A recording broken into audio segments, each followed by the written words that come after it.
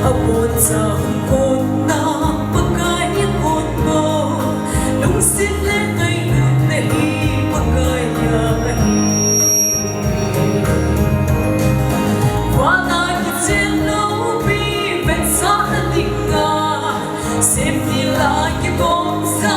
nung son ibe Tamha sumha sa ilan ham sa palonin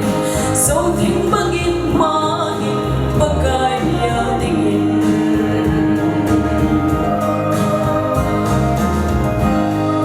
Papangapag singlay sa nakahoy lay Lo mga chudingin sang kong na sang yon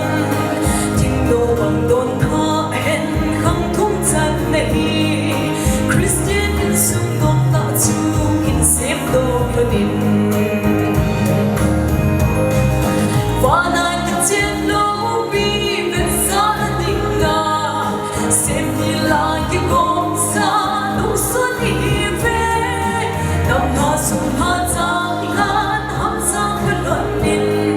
So ting bangin magin pagkaya tingin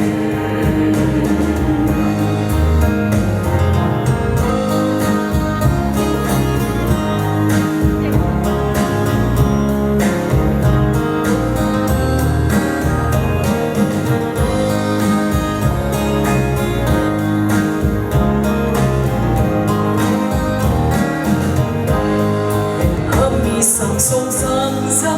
la ki tei len bong me khut se bangin ngai lu ta bong me